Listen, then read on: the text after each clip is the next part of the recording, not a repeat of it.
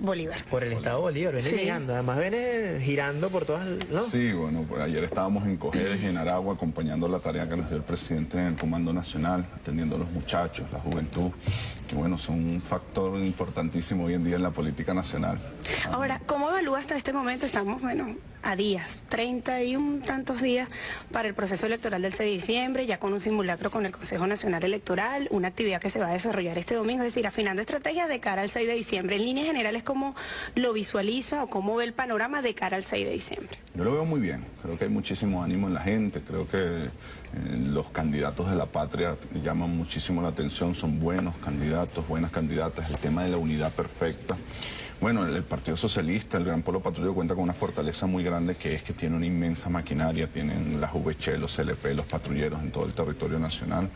Y además, bueno, nos enfrentamos a una oposición que es muy mala, ¿no? Señores como Ramos Ayub diciendo que ellos son el cambio. Que son lo nuevo. Un señor que debe tener cargos de elección popular antes que mi papá y mi mamá se conocieran, pero bueno, ellos se presentan como el cambio, son las contradicciones que hay en la política, y además que han sido diputados, la mayoría ya. Están repitiendo y el pueblo observa, ¿no?, cómo esos diputados, cada vez que el presidente Nicolás Maduro pedía un crédito adicional para más vivienda o para más pensiones o para más canaima, o ahorita para el cuarto aumento salarial, votando en contra. Entonces la gente dice, bueno, yo voy a votar por un diputado que vote en contra mía, porque ellos creen que están votando en contra del presidente Nicolás, no, están votando en contra de la familia que aspira a tener una vivienda, en contra del abuelito y la abuelita que aspira a tener una pensión, en contra de nuestros niños que tienen derecho a tener una canaima o en contra de nuestros trabajadores. Así que yo creo que la revolución va a tener una contundente victoria. Parece que la oposición también lo ve así, por eso su actitud de no reconocer al órgano electoral, órgano que escogió a los 3 gobernadores de oposición que tienen, al 20-23% de alcaldes que tiene, órgano que hizo sus elecciones internas hace poquito, y ahora tú vas a decir, no, es que no confío en ese, son las contradicciones que vamos encontrando en la oposición. Así que bueno, nosotros nos estamos preparando para una contundente victoria, como tú lo decías. Este domingo vamos a probar nuestro 1×10, nuestros patrulleros, nuestras patrullas. Invitamos a toda nuestra estructura a movilizarse a sus centros electorales, a aprender además cómo se vota, y además somos la garantía de la paz. Nosotros no estamos planteando ir a la Asamblea Nacional para derrocar un gobierno, para confrontar un sector de la sociedad. Estamos planteando ir a la Asamblea Nacional para defender al pueblo venezolano, para defender el derecho a la vivienda, el derecho a la pensión, el derecho a las canaimas de nuestros hijos, el derecho al trabajo de toda nuestra clase trabajadora. Así que estamos muy emocionados. Además, hay una gran fortaleza. El 60% de los candidatos y las candidatas tienen menos de 35 años. Como nunca, la revolución le ha dado espacio. Y es importante contrastar, ¿no?, cómo nos trataba la juventud. Nosotros que ya somos los jóvenes menos jóvenes de esta generación. Ya pero, la ley no nos ampara. Pero tuvimos la oportunidad de vivir la mitad de nuestra vida antes de Chávez y la otra mitad Hablábamos de la población flotante en estos días, que probablemente hay quienes... Y el contraste, yo lo digo así, mira, el gobierno de la Cuarta nos perseguía a nosotros, la recluta obligatoria, la ley de vagos y maleantes, la población flotante, los bachilleres sin cupo, el proceso de privatización de las universidades, el famoso PLES. En cambio, la llegada de Chávez, eliminar la recluta obligatoria, eliminar la ley de vagos y maleantes, mandar a parar la ley, el proyecto de ley de educación universitaria, eliminar el cobro de matrícula y generar un conjunto de políticas públicas, de becas, de canaimas, de libros gratuitos, de programa de alimentación escolar, de crecimiento de la orquesta sinfónica, de apoyo al deporte y de participación política. No solamente, bueno, la cantidad de ministros, gobernadores, alcaldes jóvenes, sino ahorita el 60% de los jóvenes. No hay un estado donde no hay un candidato joven. Es decir, el contraste se ve muy claro entre un gobierno que desconfiaba de la juventud, que la perseguía, y un gobierno que la convoca, que la suma. Ahora, Héctor, yo veía ayer, por cierto, había una señora por acá que Diosdado Cabello habló de ella anoche. Cuando dices por acá, por acá en la calle B, por acá. Por la calle o por esta pantalla. Ella tenía un acto organizado, ¿cierto? Eso ya venía y tal, y qué sé yo. Bueno, haciendo, no entiendo qué hace, pues no es candidata, no. En fin, mucho joven con franelas de primero justicia, perdón, estos partidos y tal. Cuando nos paramos, nos hemos tratado de acercar a los chamos, a hablar con ellos de política, pues no hay nada que conversar. No, simplemente no, la cola, mira, ajá, pero es que no hay harina. O sea, un discurso medio trillado. Además, no sé si viste, me va a hacerme en mi cuña. Yo me pregunto el martes, nos metimos en la cola y la gente tiene mucha conciencia acerca de quién está detrás de todo eso. Ese contraste, porque ellos dicen que la juventud está con ellos, pero fíjate lo que tú estás diciendo, el 60% de los candidatos de la revolución somos jóvenes.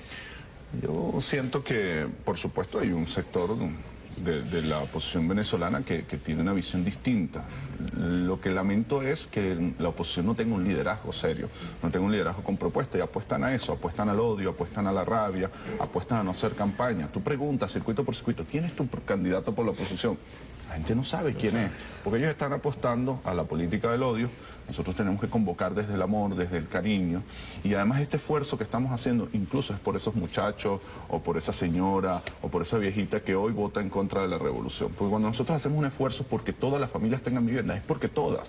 Jamás vamos a preguntar cuál es tu posición política. Queremos que todas las familias venezolanas tengan una vivienda digna. Cuando nosotros hacemos un esfuerzo por entregar 4 millones de computadoras, Canaima, tabletas, es por todos, incluso por algún joven que no sea chavista. Por él también vamos a trabajar. Cuando el presidente hace el esfuerzo por el cuarto aumento, un año que ha sido difícil económicamente, nos bajó el 60% de los ingresos. Cualquier presidente hubiese dicho, paren misión vivienda, paren pensiones, paren Canaima, congelen salario. El presidente Nicolás, como es un obrero, como es un hombre que ha trabajado en la vida, como sabe lo que es cobrar un 15 y un último, dijo, no, pararemos otras cosas, pediremos fiado. Pero mi papel es proteger al pueblo, abrazar al pueblo, y por eso incrementa la meta de la misión vivienda, por eso incrementa la entrega de pensiones, por eso hace 4 aumentos, 147%, un esfuerzo gigantesco. Eso solo es posible porque tenemos en Miraflores un hombre del pueblo, un hombre humilde. Entonces, ese es el contraste de los modelos. Entonces, ante ese sector que apuesta al odio, a no tener propuestas, simplemente un voto castigo, yo he dicho, el voto castigo va a ser contra los flojos de la oposición, que lo que hacen es votar en contra del pueblo. Mira, hablando de anécdotas, yo fui a una comunidad en Bolívar y una señora me decía, mira, pasó un dirigente de oposición por acá diciendo que hay que votar contra el chavismo por las colas. Y yo, bueno, no sabía cuál era la posición de la señora. Yo estaba haciendo un casa por casa y dije, bueno, ¿qué opina usted? Y entonces la señora me dice, no, yo le pregunté a ese muchacho si él me iba a traer mercal a la comunidad. Y ¿qué le dijo el muchacho? No, el muchacho me dijo que no, que ellos lo que plantean es eliminar los mercal y liberar los precios de la comida. Entonces la señora dijo, bueno, entonces voy a votar por el candidato Chávez, porque yo lo que quiero es que me pongan mi mercal en la comunidad. La gente lo que nos pide ante esta situación es más revolución, es más pensiones, es más vivienda, es más mercal, es más Canaima. Y eso solo es posible con una mayoría chavista y patriota en la Asamblea Nacional. Ahora, lo cierto es que hay cierta complejidad en este proceso electoral. De hecho, decía el presidente Nicolás Maduro, este va a ser quizás uno de los procesos electorales o el más complejo que se ha presentado en este momento. Sí. Ante esa complejidad ante esa complejidad, ¿qué hacer la juventud del Partido Socialista Unido de Venezuela, del Gran Polo Patriótico, quienes están haciendo ese recorrido casa por casa y tienen ese contacto directo con... Complejidad por varias razones, ¿no? La primera, no está Chávez físicamente con nosotros, y eso siempre hay que ponerlo en consideración. Y segundo, tenemos una dificultad económica. Una dificultad económica por varias razones. La principal, te bajó el precio petrolero, te bajó el 60% del ingreso. Si cualquiera de nosotros nos dice, mira, van a administrar su casa con el 40% del salario del año antepasado, alguien en la casa se va a molestar, nuestros hijos, nuestra pareja, nuestros seguramente ya nos hubiesen votado de la casa, ¿no? Eso es lo que faltaba. El presidente Nicolás Maduro tiene 2 años administrando el país con el 40% de los ingresos, y con el 40% de los ingresos ha seguido pagando los 3 millones de funcionarios públicos, los maestros, los médicos, los policías, los ya casi 3 millones de pensionados, ha construido vivienda, ha entregado Canaima. Es decir, tenemos un excelente líder dirigiendo el país, que en momentos de dificultad, en vez de retroceder, lo que he dicho, vamos en avanzada, vamos en protección, hasta que se vuelvan a estabilizar los precios petroleros y hasta que logremos levantar otros sectores de la economía. Yo creo, igual que tú, que en esta dificultad hay mucha conciencia en el pueblo, mucha conciencia de dónde venimos, de cómo se afrontó otras dificultades en el pasado. ¿Qué pasó en las crisis de las bajas petroleras en los 90?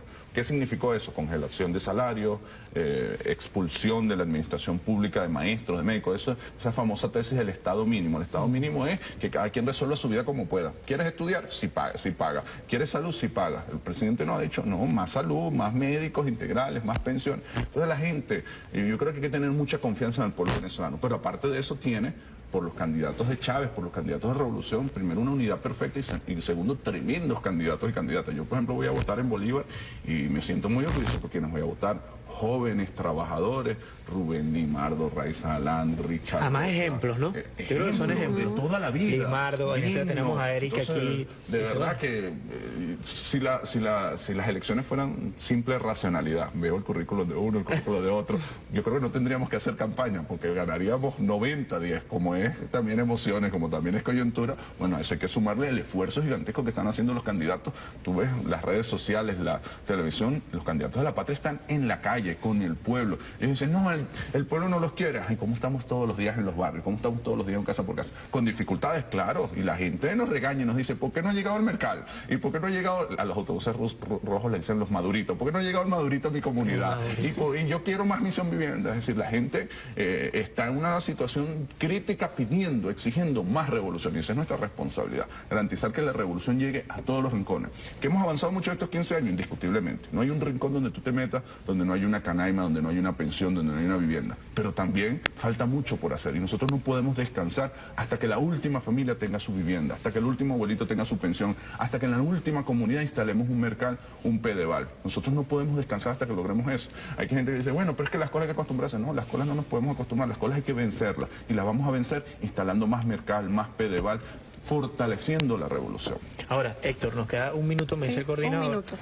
Una radiografía del estado por el que vas, un estado complicado, entre otras cosas, por condiciones geográficas, por malestares eternos allí. Yo no recuerdo cuando, no sé si tú creo que ya eras ministro, cuando pasó lo de la Paragua y el comandante Chávez lanzó un plan, a mí me tocó ir para allá, hay minería ilegal, hay temas fronterizos. ¿Qué radiografía te traes y qué mensaje le das al pueblo de Bolívar al que le toca? Un estado hermoso. Es hermosísimo. Un estado hermoso y que además tiene un pueblo chavista, un pueblo patriota, un pueblo bolivariano, un estado además que va a entrar en la era bicentenaria. Este periodo de la Asamblea Nacional va a coincidir con el bicentenario de la batalla de San Félix en Chirica, con el bicentenario del Congreso de Angostura, así que viene una nueva etapa para el Estado de Bolívar. Esa octava estrella que nunca estuvo en la bandera, que nadie cumplió la instrucción del Libertador hasta que llegó Chávez, el más bolivariano de todos los presidentes, tiene que brillar ahora más que nunca. Así que vamos a prepararnos para la era bicentenaria, según un Estado que en estos momentos de dificultad económica y aún subiendo el precio petrolero puede dar mucho. Tú decías todo el potencial minero que tiene, de materias primas en general, de madera, de oro, de coltán, de diamante, de aluminio, de hierro, de bauxita. Un potencial turístico impresionante también, no solamente por sus bellezas naturales, sino también por su belleza histórica, por su belleza arquitectónica. Hay que ver lo que significa la ciudad Bolívar, más de 250 años de historia que además va a cumplir. Además la gente, ¿no? La gente hermosísima, la cultura, el calipso, es decir, un estado hermosísimo. Y además... Comió zapuara y se va a quedar allá.